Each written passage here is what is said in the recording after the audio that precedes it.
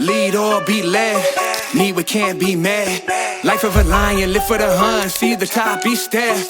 Lead or be led. Me, we can't be mad. Are we good? Richie, we on? Guys, welcome. Welcome to the Sean Whalen Show. Welcome, ladies and gentlemen. What are you smiling about? I'm just excited. We're going down the rabbit hole. You know what I want to talk about right now? I'm excited. So I've got. Are you American or? I'm half American, half English, which means everybody thinks I'm Australian. I like guns, so if that makes you like me more, you know. They don't do those in Europe. I also love soccer, so. With like football, like football, with the proper soccer. Football with your feet, mate. Yeah, God Almighty. Diehard Liverpool fan. So we go back. We met. When did we meet? I think we met at Baby Bathwater. I think the first time was when you were at Jesse's in Austin. Oh, that's right. I think you'd just gotten the lighthouse tattoo. That's years ago. This is gonna be 7 years. So Jesse Elder, shout out to Jesse Elder. Time piercing. Were you at the same? Were we at like the same thing? No, you were doing or? personal one-on-one coaching with him, and him and I just. You guys were homies. Austin. Yeah, so it was just like you were there, and we just hung out. You're doing your emails and newsletters and stuff, and dude, I would have had the water filter company then. I had my fixed water filter, and I would drink out of toilets and do all that stuff. I remember that. You had like crazy videos. Talk about those videos. Well, I would find ridiculous places. I'd drink out of like dirty puddles on the side of the road. I would drink out of toilets. The first one that did really well was I drank out of a toilet, and that sort of made that's how I got on people's radar. But that was also the same time as the Litopez, Very Grinder Chuck, Can't Gardone. So that's where like I started. You and I connected because you'd spoof all these guys. Is that kind of that's the origin of your comedy? Is that the origin of your comedy? You've always been done pretty stand-up at that point, but I did like 8 sets when I lived in San Diego. Stopped when I moved to Austin, and then I did that Litopez video when I was in France, and it went viral within our niche. And suddenly, I went from nobody knew who I was to everybody in internet marketing. Suddenly, I was like the Litopez guy. Then I did Very Grinder Chuck. I did Can't Gardone, Tiny Robbins, Ali Gmail. All these just ridiculous characters, and that's honestly how I built a lot of the business at the start. Was people who like, I'd be like, "Oh, how did you join my $25,000 mastermind?" I saw a Litopez video. Isn't that funny how that works? Well, people do business with people they like, and also everybody's such a douchebag in that industry that it was like, okay, this guy's fucking around at least. But I was 26. Just doing that stupid shit. I've been saying the same thing for freaking years, and it's always funny to me how little people really understand what social media is, like the gravity of it, like what it really can be. I mean, there's some people that still are like, wow, I don't really see it. I don't really understand it. Like, what's the point of social media? I'm like, dude, what rock have you been living under? You know what I'm saying? Because it's like your spoof videos are like my sharing my story or my vulnerability or whatever. Both sides just ends up going nuclear in the market, and there's tens of thousands, hundreds of thousands, millions of people that had no idea who you were before, then now are like, who the fuck is this guy? Click follow, and then it's like literally game over. You're overnight from one single video overnight. And it's, I mean, you can do a viral video that's like you know, pooping in a potted plant somewhere, like Garrett. Not that he did that on camera, but like, and you're not necessarily building a following, but if you're doing something actually unique in your space, like what I've always admired about the stuff you do is you just say it all. Yeah. Like, and especially through COVID and the chaos, you were like, this is my stance. This is what I'm going to do. This is where I'm going to go. Like JPC has just went, I'm going to go super hard. For me, I'm like, I'm going to keep politics out of my public persona and just try, just fuck around and be funny. But I can't help, I love controversial jokes. It's my favorite fucking thing. My special's coming out in a week. Yeah. And it's called Controversial. Like, see, that's why I wanted to sit on the chat, because like, I mean, we could talk about a ton of stuff and like tell funny jokes about America, beating Britain's ass and stuff like that, but we all know how that played out, so it really doesn't matter. I am upset. Still? I am upset with the English war strategy. It bothers me. Why? Look, because if you're gonna fucking fight, don't wear a red coat, okay? I don't care. How many countries have we taken over at that point? And then we're in America. If you go, look at camouflage. Look at what you're wearing in the middle. You're wearing camo. Right. You're wearing bright red. Yeah. There's no camo. And you're going, hey guys, so I was thinking we'd fight around 5 p.m. Do you guys want to show up? We'll sort of line up. Here's a strategy to win that war. Lay down. They're about to, 3, 2, 1. You know they're about to shoot. Fucking lay down. You've won the war. And the Americans are like, yo, what if we just sort of like beat the shit out of them, and come out of trees and fuck around. Dude, you know they're telling us, man. They're telling us when they're going to fight, right? They're like, hey, man, we're doing war at 3 p.m. today in the field. They're going to be wearing bright red. What if we just fucking sneak around in a bush and shoot them from the side? They deserve to lose. Dude, I mean, it's pick a better strategy for war. You sound kind of bitter still about this. I mean, you are, however, now on American soil. I was born in America. Slinging guns, you know what I mean? So I guess you could say you're welcome. I definitely agree with you, though. Red's not a great disguise. Terrible it's war not a color. Good camouflage color. What was it? They were like, oh, it's really hard to clean the blood off of white. Like, what fucking, who cares if it's the same color as blood? That's a terrible, I don't think that was the theory behind it, but. How often do you go back to the motherland? I try to go every year, but I haven't been since you realized that America's so fucking awesome? Well, I do love America. It's a weird place right now. But I still, you know, my favorite thing about America is the size. Everything is bigger. The cars are bigger. The roads are bigger. The stores are bigger. You can buy 30 beers at a time. The people are bigger. It's just a size thing. You get to England and everything's condensed. But the people are great, but the weather's shit. And it's just, why you can spend are like so a month many there. people's teeth fucked up in the UK too? Why is that the case? You know, it's just a value thing. They literally don't care. Really? It's honestly, it's so bizarre. Like English people, they won't even notice a person's bad teeth. Like it's really odd. Yeah. I have a bit about that. You can tell you're American because you have pretty good teeth. Yeah, Are they fake? They're fake. Oh, well. They weren't bad before, but they were, you know. That's how you know I'm American. Yeah, you came over, you're like, oh, I got to fit in with these motherfuckers. Well, once I did, too, I was like, I got to the point where I'm looking at my dog's teeth going, I think these could be a bit straighter. Like, can I get veneers for my dog? Is that a thing? Is that too In far? America, everything's a fucking thing. You could make it a thing if you really wanted to make it. I mean, if you can drink out of a toilet and not die, I'm pretty sure you could probably put some bling in your dog's teeth. Some veneers in there? Yeah. So you went from, and we don't need to do the backstory and the whole thing because I just tell people to Google. Right? If you want to Google Ian, you figure out whatever. But you said something last night. We were hanging out at the Jordan Peterson bit, which I want you to talk about that, your takeaway on Jordan Peterson. But comedy's always scared me. Mm-hmm. So I can stand up in front of thousands of people and speak, and you could be like, here's a red Solo cup. Talk about a red Solo cup for an hour. And I'd be like, done. Not a problem. Game on. I'm super comfortable. Great. But comedy terrifies it terrifies me for some reason. And you said something last night. You basically started doing comedy. You went from like e-commerce, making millions of dollars, building businesses, the whole thing, to I want to do comedy. And I know you still do business and run other stuff, but you like last night you were like, dude, I'm all fucking in. Like I'm going all in on comedy. Yeah.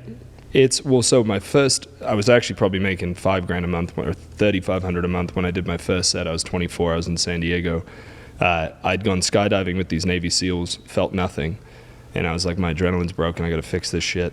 I'd been writing a joke every day as like a practice for myself as a writer because I was writing emails and I was a writer, and so I did the Seinfeld wall calendar thing. If you've heard, it's like he would do this thing. He's like, you know, you write one joke a day. Every day you write a joke, you put an X on this calendar, and you don't break the chain. So I did that for 90 days, not really thinking I was actually going to do stand-up. But after I went skydiving, I went, okay, I got to figure out how to feel some adrenaline. Signed up and literally just curled up on the floor. I was terrified. But I had this just for like little an 3-minute set, mic. just an open mic, 5 minutes. But I knew the set I was going to do. And I'd been telling my friends different jokes, but I didn't tell them these ones. But I thought it was going to go well. And I went up that first night, and I actually like killed, which is not a normal experience. And maybe if that night had gone different, who knows what I would have thought. But I immediately walked off that stage and I went, this is what I want to do with my life. And then I did like 7 sets that year. And then I moved to Austin and I was like, I'm going to keep doing stand-up. Went to a couple shows, wasn't enjoying. And then I literally let myself be distracted by business for the next 5 years. Said, okay, I'm moving to LA. This is 2019. I'm going to go take stand-up seriously. I'm going all in. COVID happens. Stand-up dies off. Cancel culture hits its absolute peak. I don't even know if stand-up's going to exist anymore. You can't be funny anymore. Yeah. Well, they were like, yeah, you can't. I had a guy literally tell me in one of my ads as Kent Gardone, I said, you know, I'm a white guy. And he goes, you can't say that. Like, what the fuck am I supposed to say? I am white. And he goes, yeah, but that's offensive. This is a white guy telling me this. I'm sure. And so I moved to Idaho 3 months after COVID happened, going, I want to go experience some freedom again, because I'm right in the thick of it in Venice and LA. And then worked on the business for like a year while stand-up kind of refigured itself out. And then I just was like, I'm going all in. Went on a tour with Garrett last year, or I guess end of 2022. Filmed my special a few months ago. It's released, and I'm like, but it's so easy to distract yourself from the thing, especially with money and with businesses that are successful and stuff. You're like, okay. But it is, what I was saying to you is like, it's the only thing where in order to succeed, you have to be willing to potentially publicly fail in real time. Because you can go do a speech, have no laughs, and have given a great speech, or just do a speech that doesn't go great and it doesn't feel like somebody's ripping your balls out of your sack. Right. But if you're on stage and nobody's laughing, you are failing, and you can feel that feeling. And so you have to be willing to go up and just be completely vulnerable. It's not like writing where you write and you go, that wasn't good, I just won't show anyone. Right. You have to just go up and It's full send. That's it. there's nowhere to hide. And there's also, it's a complete state of presence. There's nothing else that can exist. I've never been on stage going, what am I going to eat later? What did I have for dinner yesterday? Yeah. What am I going to do with my business? You're there. You're completely and utterly present. And so, especially for you, it's surprising to me with all the things you've done. I'm like, but it's public speaking. I probably could do well at it. Like, you I could. have more stories than I know what to do with, and I can spin shit. And I've always believed, like, hey, never let the truth stand in the way, or never let, what's the saying? Truth stand in the way of a good story. You know what I mean? And I bet I could probably do good, but there's just something about that.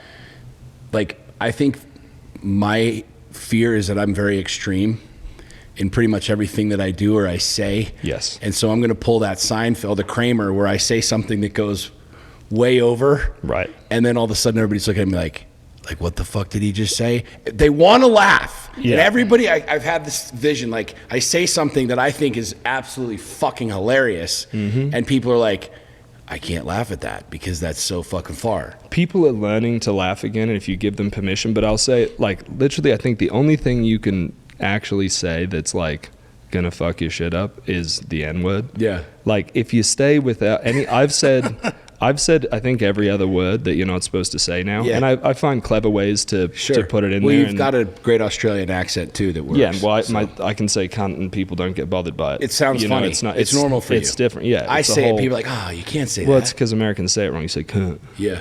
You don't say cunt. You don't enunciate the T properly. The T, cunt. It's the T, yeah. What a fucking cunt. Yeah, there you go. But even there, it's a little, your U is a little bit American. You know, it's just, it doesn't roll off the tongue in the same way. I'll work on it. But I really, if you went and did a set, especially you're in a unique situation, you're not going to go do a fucking open mic. You go open for me or for Garrett and go to a room of people that are already going to like, you'll have all your boys show up and everybody will be stoked for you. I'll just give them all $50, be like, I want you to laugh really hard. Dude, even that you think that, it's so interesting because they would laugh. Like, if you find, all you need is take the most embarrassing story of your life. Yeah. That's your first set. Really? The worst things that happen to you are the funniest things in the world. There's no funny story. Oh, I thought I was going to shit my pants and then I didn't. You know what's funny? You said that, like, the very first thing you said, the worst story. And it's probably not the worst story, but I legitimately shit my pants. And, like, I was sitting in the back of my buddy's Jeep, and this could be a bit. I'm doing my bit. There you go. See, they're already laughing. Practice, yeah. I haven't even started telling the joke, and they're already laughing. I'm going to be fucking great at this, man. Pooping I was your pants legitimately, is cool. And why is that so funny? I guess I'm really curious. It is. Why is shitting your pants so funny? Embarrassment is laughter is the way to release the tension of embarrassment. It's like, I feel uncomfortable. Oh, I'm going to laugh. I'm going to laugh this discomfort off, as opposed to just like sitting there and being like, oh. And the thing is, everybody laughs at like the poop jokes or the fart jokes. We're grown-ass adults. You know what I mean? Yeah, if it's not just, oh my God, I was, pooping my pants again or whatever. But it's also because you're not supposed to do it. Yeah. Everybody's pooped their pants. Just most of us have done it like once after 21. Yeah, well, we were children. We still had diapers on. You know what I think is cool about, and I want your take on this. Comedy is... I love speaking, and I think a lot of people listening to this, they probably have followed me for a period of time or know, about speaking or these motivational experiences and being able to get up and either motivate or inspire people. But I think the thing that's fascinating about comedy is how diverse it is, and how like it really is an art. I think it is. 100%. Looking at it from the outside, I think speaking is an art. I think building a business is an art. But comedy really is like, you look at how dramatically different, and this is obviously, in my opinion, what makes it motivating and inspiring for many different people to give it a whirl. Because like you see some people that are like really dry. I forget the one guy's name. He's just one-liners. He just says these one-liners. Jeselnik or Stephen Wright, the old He school just does guy. one-liners, and then he'll stop, and then he'll do another one-line, and people laugh their asses off. And then he just does these one-line bits, and that's his entire set. But then you look at somebody like Chappelle. I mean, he's a brilliant storyteller. Right. Masterful storyteller. Like his old school stuff when he talks about getting picked up in the limo and the baby, and he's like buying weed from a baby on a corner and shit like that. It's fucking hilarious, right? But I think that's what makes comedy cool and also terrifying at the same time. Is it's like basically anything goes. It's Ricky Gervais says he's like, are there any off limits topics? No, if it's funny, there's nothing that's off limits. Yeah. But are you making it funny? There's a distinction between being offensive to be funny and being funny and it happens to be offensive. So what is that? Because I would probably find myself on the offensive side. Well, also it'd be a first time when you're going up, like you get better and better. If I were to watch back, like my first set went really well, but if I look back and watch that, it's like, oh my God, it's not the last year. I haven't like gotten so much better in the last year because you're just continuing to find comfort and find ways to say. For me, it's finding clever ways to say fucked up shit that's actually like, it's not just, oh, that was offensive, that's why it was funny. It's, oh, that was set up in a way that was really clever. Yeah. And that's why we were allowed to laugh at something we weren't supposed to laugh about.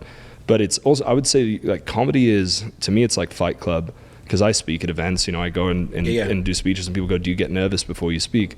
I go, no, not at all. Unless I'm telling the story about my dog and I'm like, I'm probably going to cry in front of a bunch of people. That's the only time I get nervous. But I don't get nervous because it's like Fight Club. It turns down the volume on everything else. Right. When you go to speak at an event, you literally, being funny is a bonus. I've been throwing in more and more just like pure stand-up into my speeches. But the fact that that's happening, people come up after and they're always like, oh my God, I was not bored. I've been bored all day. Yeah. I've learned, but I've been bored. But when you've done stand-up, it's like everything else is just a very chill experience. I remember when I did some of the Navy SEAL, like, training camp stuff, not in the military, and talking to one of the guys, and it's like, man, I've been in gunfights and shit. I do not want to go on stage and do stand-up. That shit is way scarier to me. It's wild. It's your entire identity and sense of self that is being challenged on that, especially if you're already an established person who's been successful in other ways. You don't want to go fail in real time. But if it's 3 minutes, and even if you did, then you'd walk away and go, I did something that, how many people will you ever meet that say they've even done a single set? It means that you've done something that most humans will never do. Just as a challenge, it's worth it. Yeah, I say the same thing about fighting, like literal fighting. I'm like, very few people have ever been in the ring before. Right. Like proper, not like gone to boxing class or, Taebo bullshit, but like actually gotten... Billy Blanks is a legend. He is a legend for sure. I mean, I've never done it, but he's wildly popular. But there's a big difference between Billy Banks, Taebo, and being locked in a cage with another guy who wants to absolutely pummel your shit. Right. There's very few people that have ever done that, and there's a lot of people that I know that are savages that are still like, I don't know that I would. Well, the irony is there's a real consequence to fighting. You're right. There's concussions, there's broken bones, there's bruises, there's pain. Your only consequence on stage is emotional pain. And that's worse to people than physical pain. I think that's worse than physical pain. I'd rather get punched in the face than sit and question, was my 3-minute bit good for the next 6 years? Right. And then like never live that down and like be in a constant state of like anxiety because you'd be like, hey dude, you should come open for me. I'd be like, fuck no. That one time I had PTSD from the 3 minutes at Wise Guys Comedy Club. You know what I mean? Well then, and that's why you got to go back out there. It's like I went head first into a tree snowboarding 3 years ago, and the next year, first thing I did was went in between the trees just to go and expose myself to the thing that scared me. Yeah. You just got to fucking do it. You got to do it right away. It's like people get in a car accident, you got to drive the next day. Totally agree. You can't wait 2 weeks, 3 weeks, or you're going to be afraid. So how do you do with, because there's guys like Andrew Schultz, who is he feeds off the crowd. Mm-hmm. And you see guys like Joe Rogan who are no crowd, no involvement. But it's really fascinating as I watch comedy, because I love watching, I love observing, and eventually I'll grow some freaking nuts and do it. But I watch to see it and observe. I'm very much like a participation kind of a guy. Yeah. Like I would probably just pick somebody and like make fun of them and that people love it. Mock the shit out of them. Right? People like crowd work more than anything else, no matter what. It feels like it's almost annoying as a comic because you'll write these bits that you're like, this is fucking well written. Yeah. This is, and nothing will ever hit quite as hard, no matter how good that bit is. And I would think that most comics would agree with me. Nothing will hit quite as hard as an incredible bit of crowd work, because to the crowd, they understand that it wasn't staged. You couldn't have prepared for this. I've had friends. I had this chick in the front row of a show who she was lesbian and said that she would have sex with men, but only if they were gay men. And I go, wait, that doesn't even make sense. I'm like, wait, so they're gay and they like dudes, and you're gay and you like chicks, but you can only have sex with a gay dude? She's like, yep.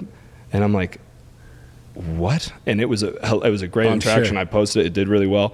But the funny thing is, I had friends even come, they're like, did you plant that chick? I'm like, yeah, no, I have just a chick who wears cargo shorts and drives a Subaru who I didn't tell you about. It's one of my best friends who I planted in the front row of my show. Like, no, you can't plan that. But I think the reason why you get like Rogans and Chappelle's and Bill Burr's and those guys who aren't doing crowd work is because, first of all, you weren't getting clips and stuff when they were coming up, so you weren't. And crowd work means you can get a clip that isn't part of your special, so you're not burning material. Right. So you basically get to put out this piece of material that gets views and gets an audience, but doesn't give away what's in your actual special, so that's new when people see it. But it's also because Rogan's doing an arena or a theater where the amount of time between you and them is too much, and it's too quiet, and it's too loud, and it's too big. So. But then you get Schultz, who's still doing crowd work in a theater. Yeah. And doing an incredible job. And he's super clever and quick and, kills it with that. But I think also some comics just want to be like, I wrote my stuff. I'm doing my stuff. Until this last year, I didn't do crowd work because I barely got to I'd go get 10 minutes or 20 minutes somewhere. And I'm like, I want to do the shit I wrote. Like, I've been working on this stuff. I want to practice. I want to do it. Now it's like, okay, I'm going headlining at places. I've got an hour and 15, hour and 30. I'm gonna have a conversation with this dude wearing a FedEx hat, and that's literally the opening of my special is like 8 minutes of crowd work. And I showed my parents, and I was like, should I cut the crowd? They're like, that was probably the best part. Like, really, people just love it because to them it's magic. Yeah, it's magic to watch a thing unfold in real time where you're quick and witty, and I'm like, all I do is fuck with my friends all day. Like it's just the same thing as messing with your buddies, right? But it's people you don't know. I'd be afraid that I'd say something and like somebody would go totally nuclear and like want to fight me or something like that. That would be good though. That would probably be good for good for the bit. I was messing with this dude in the front row who had neck tattoos, and he stood up. He was like 6'6", 270. Looked like he had been carved out of marble. And I was like, okay, but yeah, you can sit down. It's okay. Yeah. Like, I do still have the high ground. Yeah. I don't want to fight you. It'd be a great clip, but I chose him to mess with, and then you go, okay, this is the consequence of my actions, and he was having a great time. How'd that end up? Great. It was fantastic. I said that we should be gay together, and it was a very fun, weird moment. So what do you want to do with comedy, like long term? Like same kind of thing, blow it up, fill up stadiums? Like I want to do the Delta Center. I want to do what Jordan Peterson did last night, but funnier. To me, I want to be the best. I've never said this public. I want to be the best that's ever lived, and that's subjective. It's not tennis. You're not ranked. Yeah. It's to me. It's not because I want to be the most famous or I want to get known so that people think I'm cool. This is the thing I love the most, and so I want to do everything in my power to be the absolute best I can be at the thing that matters to me most, because I want to die going, I gave it everything. Yeah. And I really pushed it. And I think there are comics who get worse as they get old. And as you get more known, because people already like you, they're going to laugh and find you shit good. Or if you have a really big podcast, people have watched 150 hours of you. You could say, I like turtles. And they're like, that's hilarious. He loves turtles, this guy. Whereas if you look at to me, like Ricky Gervais, Louis C.K., they've gotten bigger and they've gotten better and better each year because they continue to push themselves and pretend that they're not known. Right. And that's, I think, you got to pretend like, that's why open mics, I've stopped doing them now, but you got to go open for somebody and nobody knows you there. Right. And nobody's on your side. And you go into a room, and I've gone into rooms where I go, wow, these people look like they're all from Portland. I think they're going to hate everything I say. But I love that moment where you see somebody who's like, I'm not gonna laugh at this. Yeah. This is, and then you give one joke that they go and they just They break. do it, and you're like, I got you, you. motherfucker. Because funny's funny. It's Yeah. not, as long as it's not malicious. Yeah. I'll say fucked up shit. But if I feel like I'm being, But that's mean even is subjective. different. I just literally watched Chappelle's new bit, and he's making fun of handicapped people. And he's like, dude, I've already done the trans thing. I've already made fun of all the trans people. We know how that ended up. So he's like, I'm going to start making fun of handicapped people because nobody makes fun of handicapped people, and you can't make fun of handicapped people. Right. And he does an entire bit about handicapped people and like the motions and the hand movement and the whole thing. And dude, people are fucking dying laughing. Well, people are laughing about that stuff behind closed doors. They just think yeah. they can't. Also, if you are going to pick, just from a safety perspective, if you're going to pick a group to make fun of, handicapped people are probably you know, what are they going to do? They can't run up on stage because they're in the wheelchair. He literally says that in his bit. He's like, you guys are all in the back over there. Like, you're not a threat to me right now. You know what I mean? But I think that's what's funny about comedy. And this might be odd to some people, but I think, you know, the arts are really unique. It's really cool, like art, like literal art.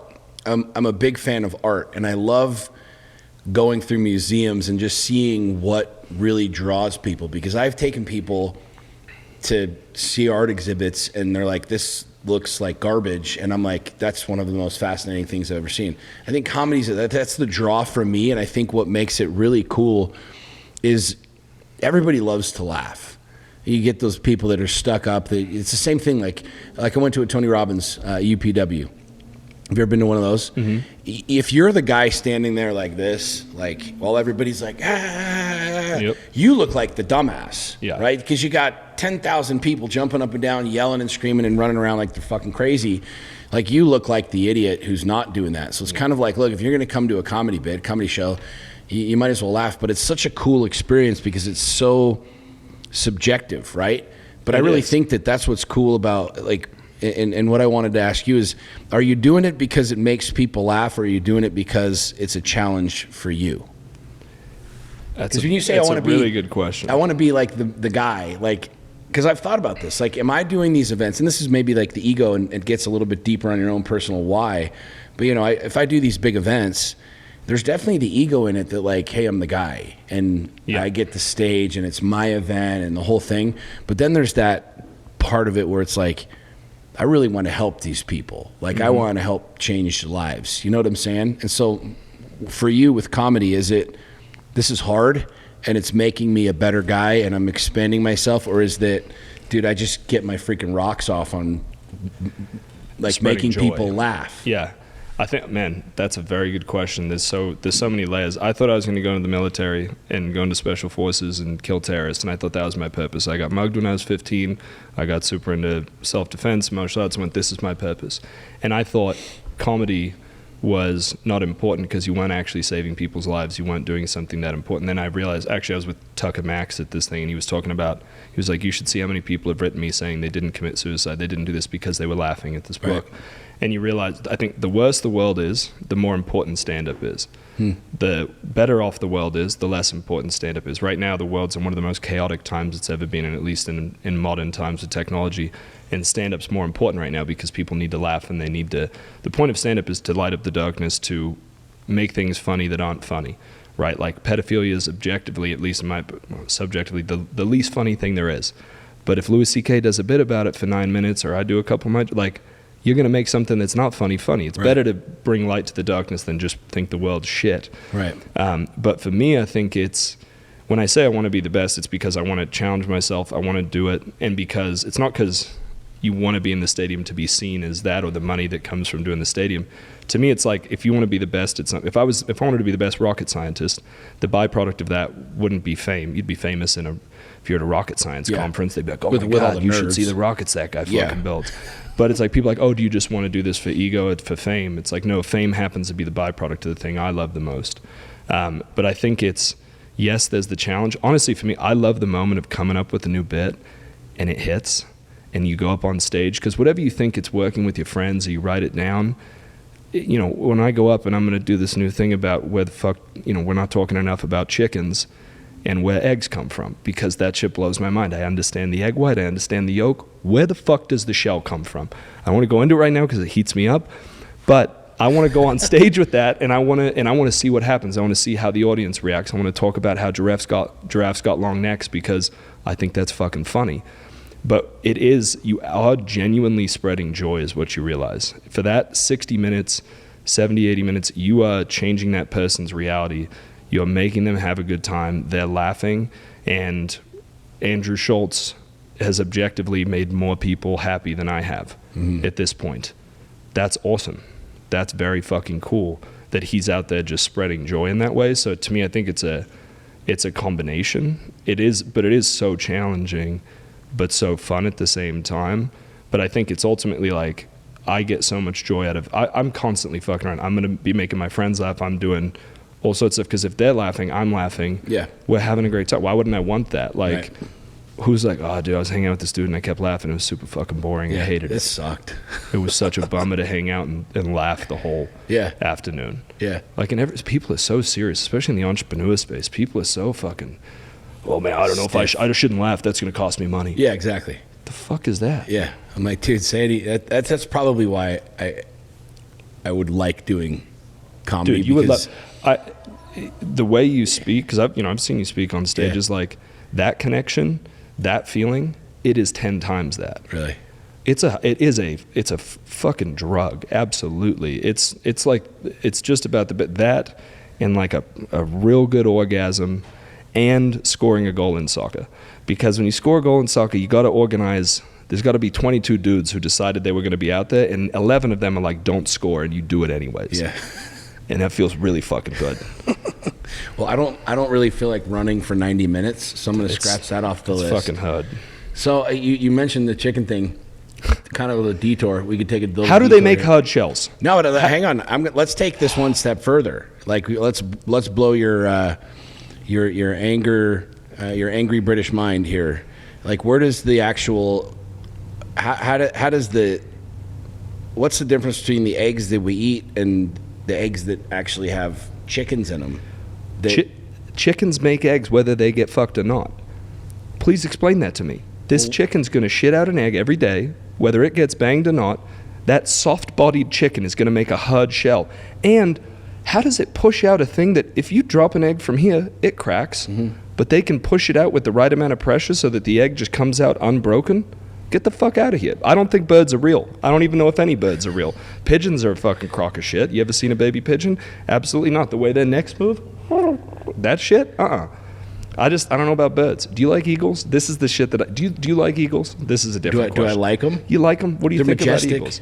They are, but they make great pictures and you think about eagles often though? No. Yeah, me neither. I think they're mean. Why? They just seem like an unkind bird. They're bald. Yeah, they'll fuck you up. They attack bald people actually, which is ironic because they're bald eagles. Well, it's a weird. But people legitimately don't have hair. They think it's like a rock, and they will attack bald. So is it that's the bird of like, that's the American thing is the eagle, and is that kind of what your axe to grind is? Yeah, I'm just really upset at the American bird. You know what I mean? Look, we won fair and square. So we were at a restaurant not too long. You know Stuman. Yeah. It was Stuman, Fleischman. I forget who it was. They were here for one of my events, and we went up to this restaurant. And I'm fairly certain Stuman was probably high because he was always high back in the day. Now he doesn't smoke weed, but he asked that question at dinner. He's like, "How do we know the difference between the eggs that have the chickens in them, that have the chicks, the babies in them, and the ones that don't? And how do we determine which ones we fucking eat?" Now here's a bunch of dudes sitting around a table, right? You talk comedy that are all worth millions of dollars, and we're fairly smart, sophisticated fellas, and nobody has any fucking idea what the tipping point is, or what happens, or how the egg comes out to eat, and the egg that comes out that's got the chick in it. And how are they making the eggs? How is there a hard shell from a soft-bodied animal with feathers and shit? But I don't know. If I pick up 2 eggs, come back, this one's got a baby in it. This one doesn't. Do they have? I don't know. I don't really know a lot about chickens. What I do know is I don't believe. So they're not real. Also, how do they shit out the perfect thing? Like, it is one of the best foods a human can eat, and they just poop it out every day. That's incredible. There's questions like, do you believe in God? I do. You do? I believe in probably a different version than most, but I believe in Odin. What's your... Norse god. When I did ayahuasca, I saw that the Norse gods were the real gods and that Loki created the earth. And oh, hell. It's a whole thing. Well, this will be when you cross over to your Viking mystical, magical story. You can ask the guys there, be like, what's the... I have so many questions like that, where I'm like, see God, and I'm like, explain this shit to me, because it didn't make any sense for me while the 86 years I was on Earth. Explain zebras. Yeah, I don't... Please, explain to me how there's a striped horse in the desert with absolutely no camouflage and no defense mechanisms other than being faster than the slowest zebra. I don't think we're talking about zebras enough. I don't think we're talking about giraffes enough. Chickens. Platypus. A platypus, that's a fucking wild thing. It doesn't even make sense. How is that even... I think aliens dropped zebras here to see if there was intelligent life. They're like, if there's intelligent life, people are just going to talk about zebras most of the time. So what's your take on aliens? As you can see, I'm a big fan. I've got them in the podcast studio over here. I don't know if you can see that one in the corner, but you know how you're driving down the road and there's always the guys who have all the metal statues, like a big elk and then an elephant and random ass shit. I'm driving by and there's a guy with the semi-truck and all of his freaking things that he's selling on the corner, and I bought a family of aliens. They have these aliens, and so nice. We've got these aliens. Well, what's your take on aliens? You believe in them? I mean, I think honestly, within the sort of Norse god sort of realm of things, if we're in Midgard and there's, other sort of things, maybe there's 9 realms and it goes up and down, I think there's probably some frost giants and some elves and shit somewhere, and I think that Earth is a sitcom created for the gods to watch, and then they fell so in love with the show they were watching that they started to send themselves down here from time to time to forget that they were gods. And that's why when you meditate or you do ayahuasca or something, you go, I remember that I'm God. And then you forget again, because gods have to be perfect, and the gift of being human is the gift of imperfection. Even if you look at the Christian origin story, you have Adam and Eve, and God's like, yo, guys, just fucking enjoy this place. It's beautiful. It's the best garden ever. One rule, there's a tree. Just don't eat the apples on that. That's all you got to do. And Eve's like, I don't know. It's an apple. It's not even that good. It's just an apple. And she's like, I'm going to do it. And Adam's like, dude, just don't eat the apple. We've got a great thing going on here. And she's like, I really fucking want an apple. And then, so what was the first thing humans did? They fucked up. Yeah. They made a mistake. And that's the basis of humanity. But is that a mistake, or is that all part of the thing? Well, I don't know. That's where I think maybe God could be a woman, because I think God's like, okay, you ate the apple, I'll forgive you. And instead, God's like, you know what? I'm going to punish every single human forever, because that's, she could hold a grudge. There's a validity to that angle that I can roll with, for sure. I don't think God's a woman, just simply because probably they them. Yeah. Okay. See, I think when I do comedy, like, I would pull a Chappelle and I would just make fun of the they them, the trans people. Like, look, you identify as a fire hydrant, that's totally fine, but I'm not buying into that bullshit. Yeah, that's where I go, identify as whatever. When you start to be an inanimate object, I've got a friend she's a school teacher, and she had a girl that identified as salsa, the condiment.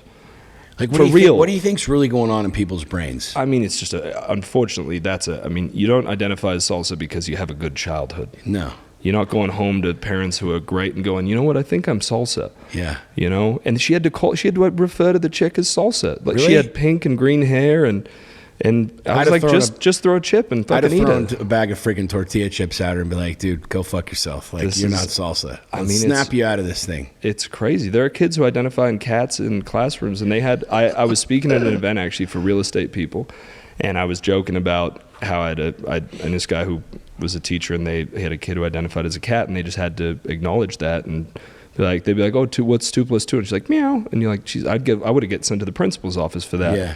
But this is real. She comes up and she goes, I used to be a teacher, and I left because there was a genuine parent-teacher conference as to whether or not we should put litter boxes into the bathrooms for the children who identified as cats. We could go down a rabbit hole on that. If that's offensive, that's what's so weird. I'm pretty moderate in a lot of my beliefs, but now it's like that makes me like this psychotic person where I'm like, yeah, my line is when kids identify as cats. And people are like, well, man, you're a bigot.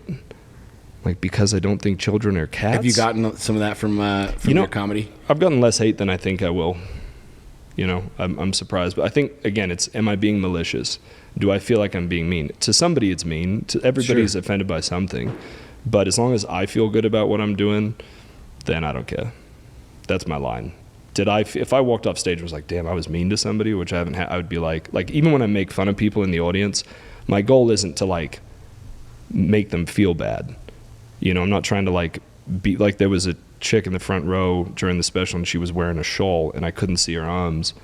And I literally was standing there going, I don't know if she has arms. And I wanted to be like, hey, do you have arms? But then I didn't want her to be like, no. And I would have been like, oh shit, like I love my arms.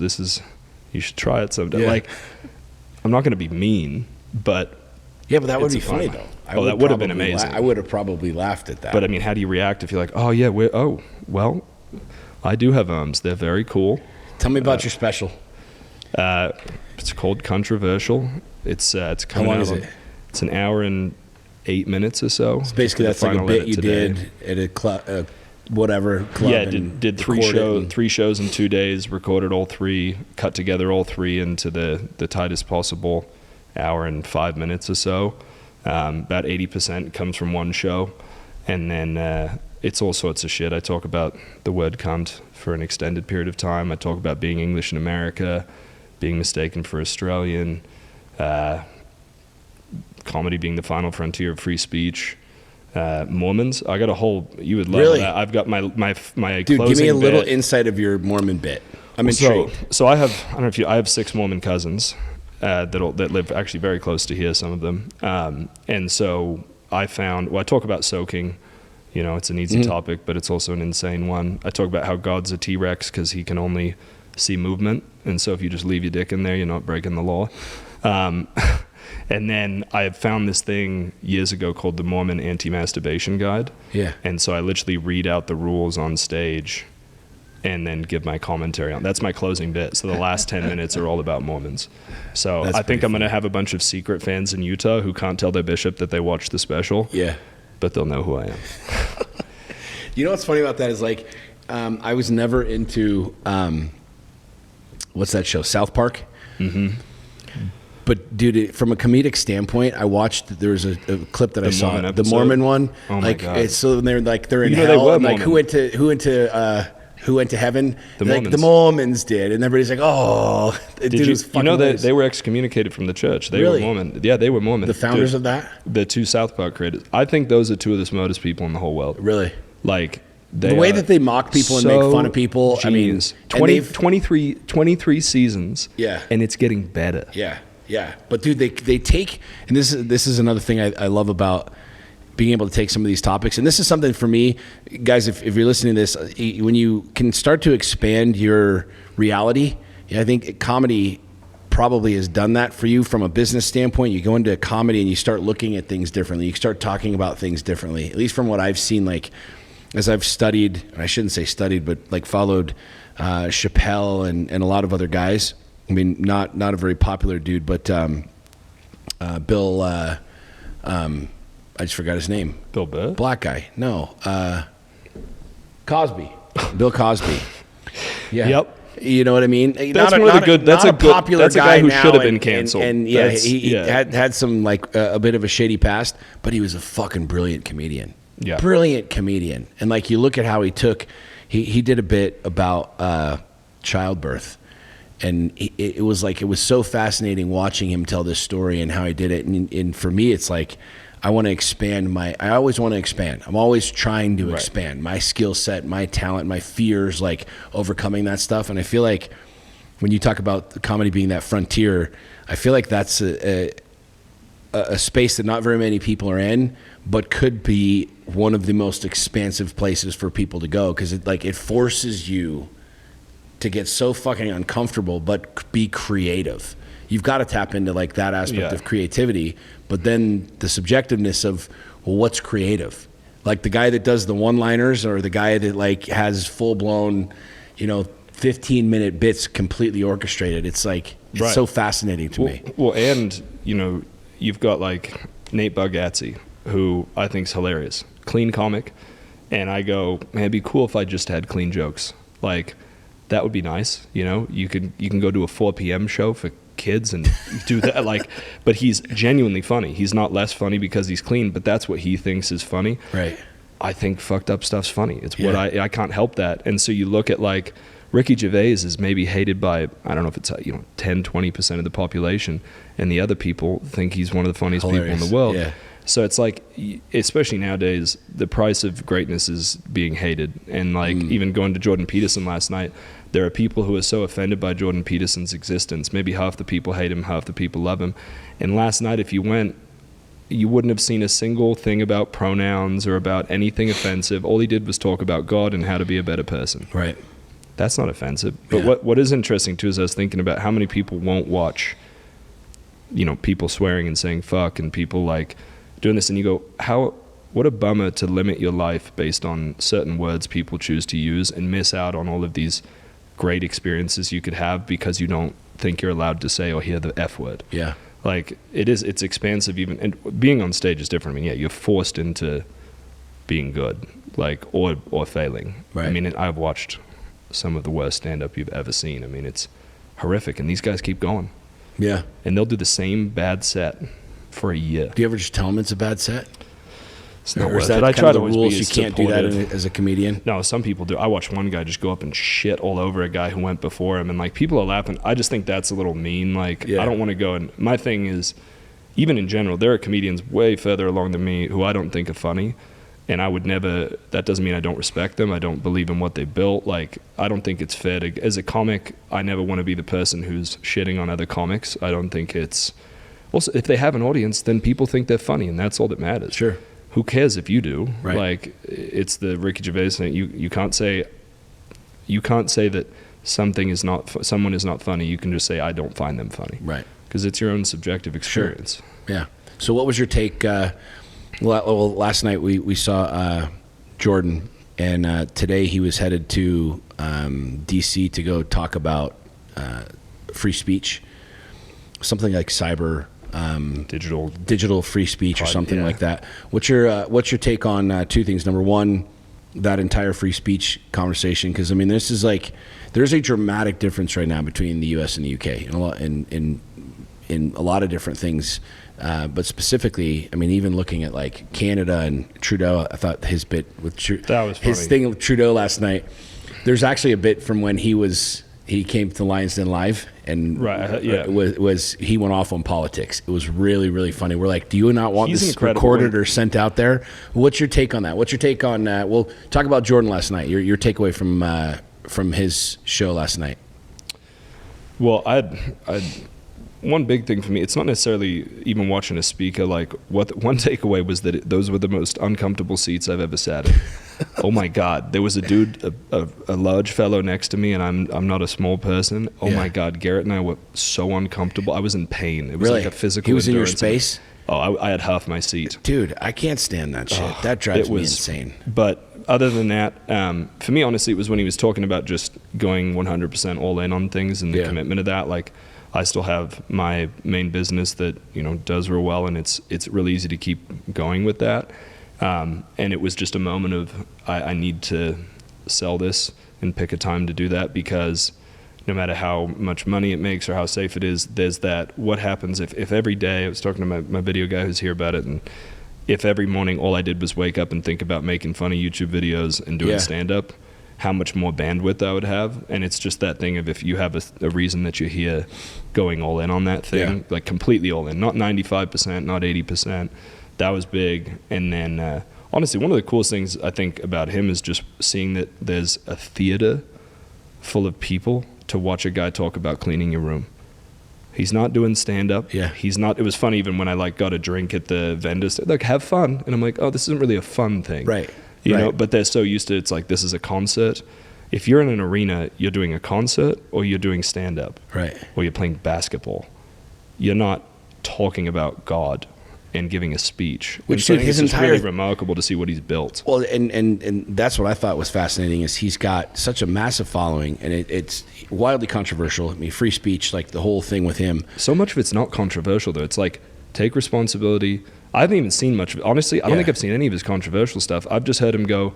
Well, because it's not controversial. Because he talks common sense, but people can't fucking stand the common sense. Like, at all, like whatsoever. You know what I mean? When you're like, no, you're not a fire hydrant, or you're not a cat, and you're not salsa. Like, I hate to break it to you, but you're not fucking salsa. Right. It's just what it is. Nowadays, that's controversial in even saying that. Right, which is wild. Yeah, which is crazy. But he talked, like, to what you were just mentioning. I took notes, a little bit of notes last night, but he's like the call to adventure. That call to adventure Absolutely. was kind of the theme that he kept coming back to, and it was really interesting the way that he wove that story of Abraham, with this. And that's why I think it's cool, like with what you're doing with comedy, because it inspires me to do that, to answer literally the call to adventure, because it's something that scares me. It's something that I'm not comfortable with. It's something where I'm like, I want to go do it, but I'm not doing it. And that was really what I took away, was that theme of what he was talking about last night, is that call to adventure, that voice of adventure. Like,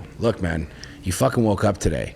Like, what are we doing here? You know what I'm saying? Like, are we going? Are we just going to sit here? Or are we going to freaking go play big and make that jump? But I've been watching, because we haven't talked in a long time. Yeah. Like, watching you just on social media with Lions Not Sheep. Like, I've had Feed the Wolf tattooed on my arm for 7 years. I've had the domain name for 5 years. And I'm like, I'm going to launch a clothing brand called Feed the Wolf. And literally, like 3 weeks ago, because I've got these shirts launching with the special, I'm like, this is happening now. That's been a call to adventure that I've denied for, and it's the hero's journey, right? There's part of the hero's journey is the denial of the call to adventure. Right. It's like why it's actually interesting. If you watch like Tom Cruise movies, he's never been a reluctant hero.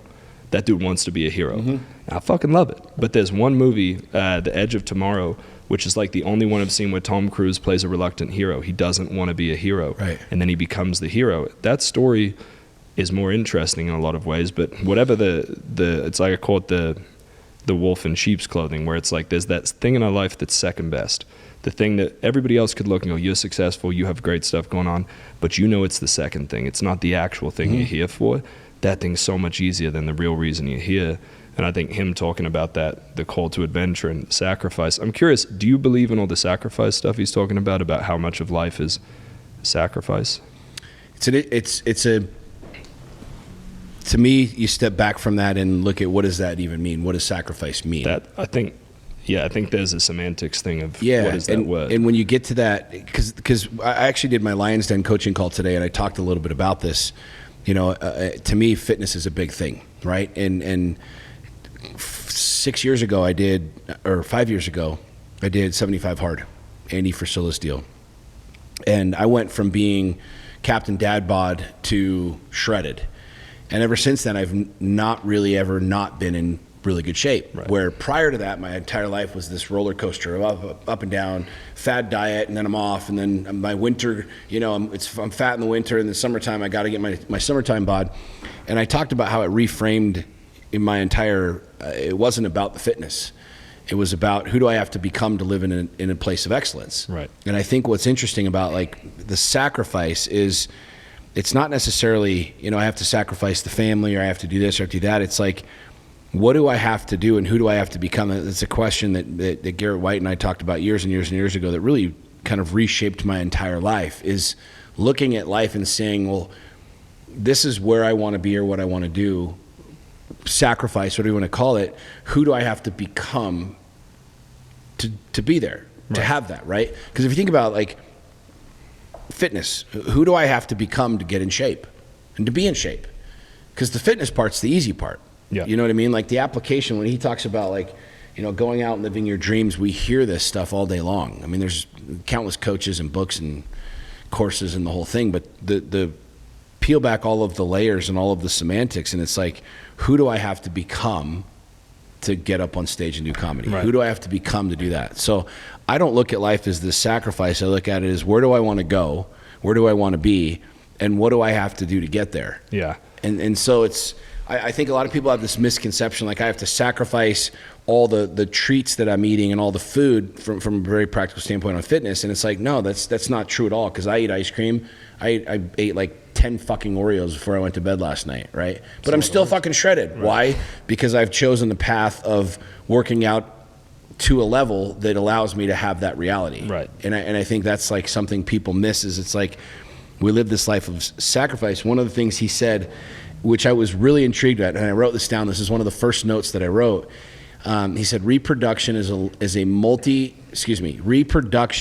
long-term multi-generational sacrifice. I don't know if you remember that part where he talked about, and that hit me like a ton of bricks, because he was talking about the family and the kids and having that whole thing. And I don't look at it at all as a sacrifice. I look at it as a simple life decision choice, right? Where I'm not sacrificing going and hanging out at the bars or traveling the world, whatever, because I still do whatever it is that I want to do, right, with making the choices that I've made. Well, that's like, so Garrett Gunderson, right, and I went with Eddie last night, and he was saying he's oppositional to the idea of sacrifice. And I used to be like, oh yeah, you get what you sacrifice. But I think if you replace the word with let go or surrender, it starts to make more sense to me. Right. Even when you're saying, who do I have to become to do this thing or do that? It's actually, I think in ways it's more, what parts of myself do I need to let go of in order to get to this next level? And so I don't know if it's sacrifice in the sense of I'm giving up this to get this. It's more, I'm letting go of this part of myself in order to be a better version of who I am and what I want to do. I totally vibe with that, which I think you should be about that. And I think that's one of the things I love about Jordan Peterson is he embodies that. You know what I mean? Here's a dude who's not afraid to talk about his rehab, talk about his fears, his past, his traumas, and all this other stuff. And yet he's denting the universe in a way that, hundreds of years from now, we're going to be looking at him the same way that we look at, Socrates and these, right. relics I'm sure of old, was kind of hated by lots of people back then. You have to be. Like you said, you've got to have, in that pursuit of excellence, in that pursuit of something bigger, you're going to have people hate you.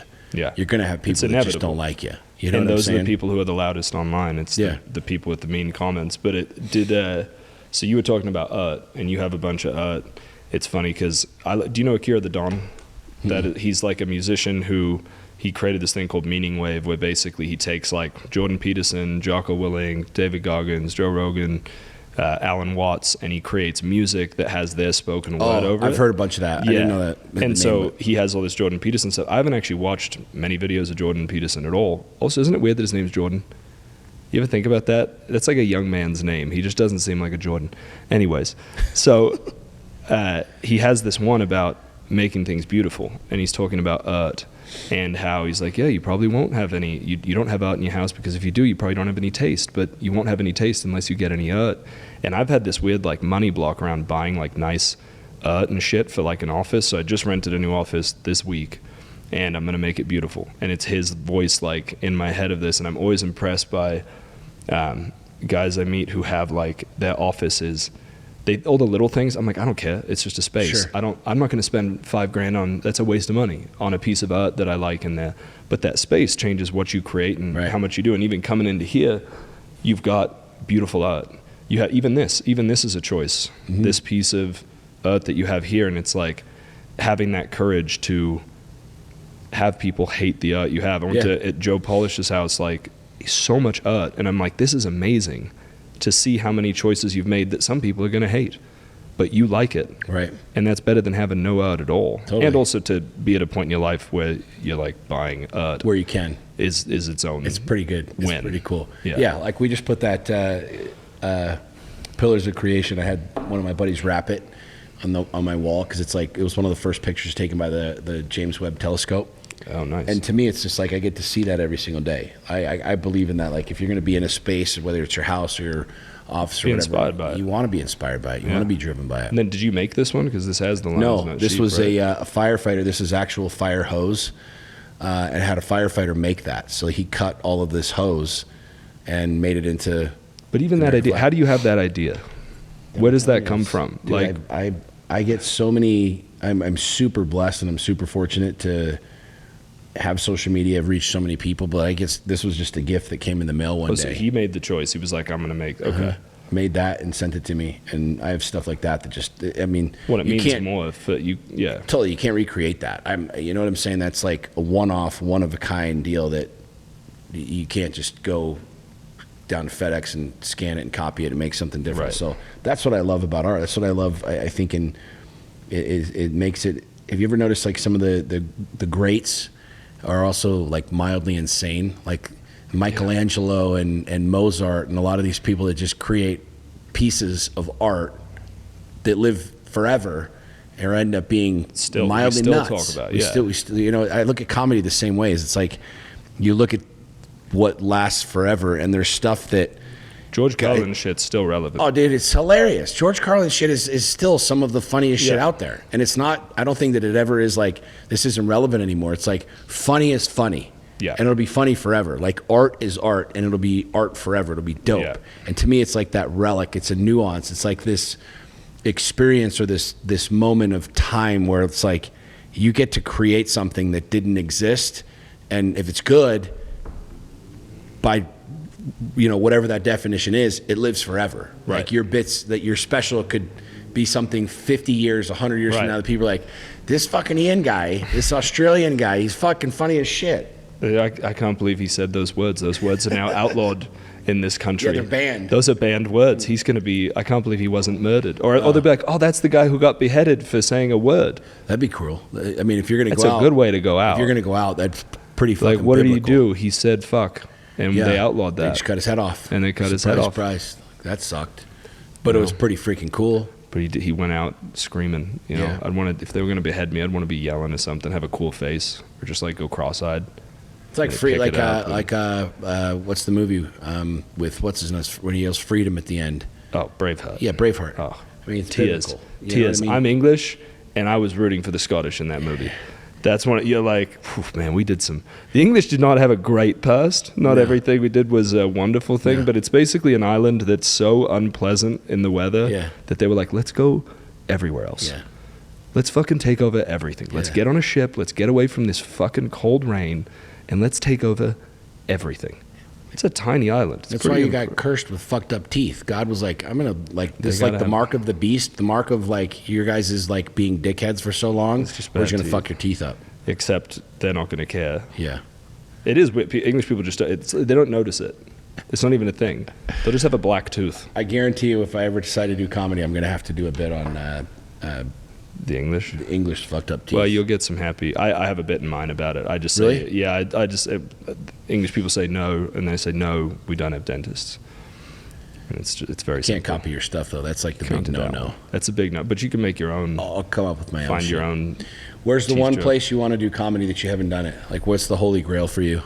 The Comedy Mothership, actually. Really? Right now, yeah. Dude, you're in Texas. Like, get well, on I live there. I'm in Idaho now. I'm in Boise. That's right. But well, I want to go and be invited on. I don't want to go and like try and get on Kiltony or something. So I think this year it'll happen. Yeah.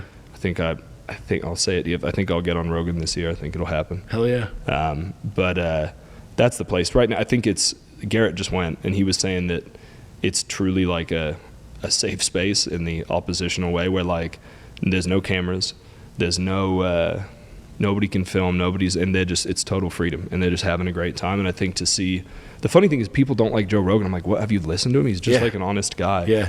But I think he's built something remarkable that's just like a place for comedians to do stand-up. And I've heard just the way it's set up and everything is just amazing. Mm-hmm. And I was going to go when I was there, and I kind of don't want to go till I'm on.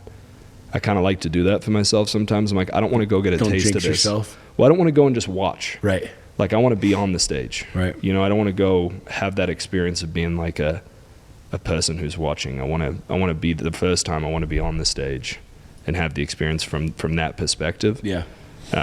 That's it. That's the place. I dig it. Yeah. Who's your favorite comedian besides yourself?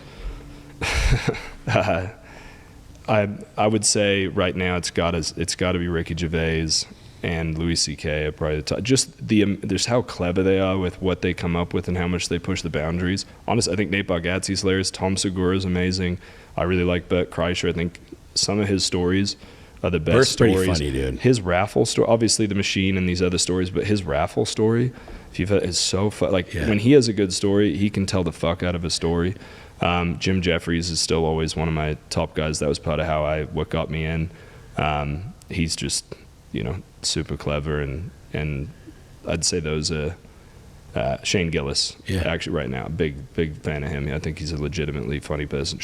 Andrew Schultz, not just as a comedian, as a marketer and a businessman. Good. That guy's got a fucking brain on him. Oh, yeah, for sure. That dude is smart. I'm releasing my special on the same platform he did because I saw what he did, and I'm doing it a little different. I'm going to release it in a few parts on YouTube for free after, in like 22-minute segments, under the idea that people who don't know you would rather watch 22 minutes than commit to an hour. So it's a risk, but sure, I want to test it out. Oh, that's cool. Copy what works, man.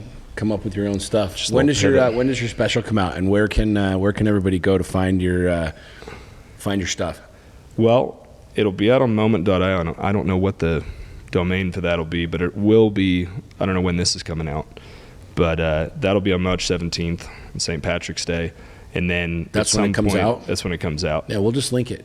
Rich, we'll make sure we link it. Yeah, I'll throw a link, or go to just at Becoming Ian Stanley on Instagram. But Ian Stanley on YouTube is where I'm about to go nuts. Do it and put everything and just go fucking hard in the paint, and then it'll be on there at some point. There'll be some clips. You can find all of the old Lai Topez videos, which are really funny, and all of the other ones. They're on YouTube. Yeah, they're around. We'll put a link to that. So, dude, we'll have to do another podcast after I've done my first stand-up bit, and we'll talk about it. Well, I hope to be there for you first. That's true. I got to come open for you guys or something. We were talking about. I can handle 3 minutes, dude. If there's any, I know that I could do that. You know what I mean? 100%. I could tell a story in 3 minutes. I know more than you do that you can do it. It's like it's interesting to see you have self-doubt. Yeah. Because I don't feel like you have a lot. I don't know that it's doubt. I'm sure that I'll do it. You know what I'm saying? But there's like that thing where I'm very hypercritical of myself. Yeah. Which is probably one of the reasons I'll be really hard on. Like, I can't listen to my podcasts. Like, I don't watch my own videos. If I walk in the room and my wife's like watching one of my videos or listening to our podcast or whatever, I have to make her shut off because I'm like, I can't listen to myself. So maybe that's what it is. I've had to watch my special like 50 times. Really? I still laugh sometimes. Yeah. I'm pretty fucking funny. It's fun. Well, I took like a month off of watching because just cutting it up and I'm like, I'm laughing. I'm like, okay, this is good. I'm proud of this. This is something I'm really proud of. And I've never worked so hard on something as far as the editing goes. But Garrett and I were talking last night about booking a thing at Wise Guys in Ogden. We're going to do it, and then you're going to have to go. I'm going to have to do it. You just got to go. I'm in. I'm saying it now. I'm putting it out on the podcast. Yeah. When you guys book a show here in Utah together, I'll do it. I'm in. On Sean's Instagram, just keep commenting. You ever see like Tom Segura say something to comment on somebody's shit and his fans go wild? Yeah. All of you guys, just go to Sean's Instagram and on every post, just put do stand up until he goes, fuck, fine, I'll do it. Some positive pressure on you to do it. I'm in, 100%. I want to say you're very good at interviewing. Really? Yeah. Because I was talking a lot about myself, but you were literally asking me questions that were very good questions. Good. And I was like, we're gonna have to get you on the Funny Money thing so I can ask you questions because I have all sorts of shit I want to ask you. But you were fucking great questions. Good. Thanks, man. Genuinely. I'm getting that thing up and running. Like I've always wondered, because you look at Joe and everybody benchmarks and you compare yourself and stuff, but I love podcasts because I just love shooting the shit with people, and I don't look at anything like as a framework, and I've never sat down with somebody and been like, okay, here's my 10 questions. It's like, we talk about aliens, we talk about God, we talk about shitting in flower pots and chickens and the whole fucking thing, and it's like, it's funny. And the only reason we're cutting this one short is because I have date night with my wife, and that's it. You know what I mean? Joe's whole thing is, am I interested in this person? Yeah. That's I've done podcasts where I go on and they don't really know, and I'm like, yeah.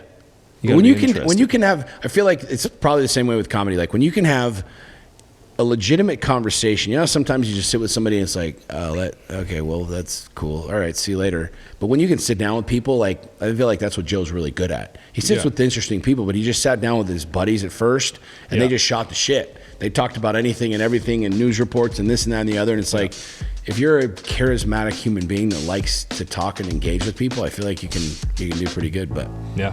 This was awesome, man. Cool. Awesome. Okay, well, guys, make sure you check out the special. In fact, we'll make sure that we're linked in here. So if you're watching this on YouTube, there's going to be links. If you're listening to this on any of the other and even just audio platforms, I'll put it at feedthewolf.com. I'll make sure I have there's an opt-in, there's something there, and that's where I'll make sure you guys know. Dope. God bless America. Cheers, God bless America. And we really appreciate you making the trip over from the motherland. Boise, Idaho. feel free to stay. Feel free to go back. Whatever works for you. You know what I'm saying? Appreciate But God bless America. God bless America. See you guys. Cheers.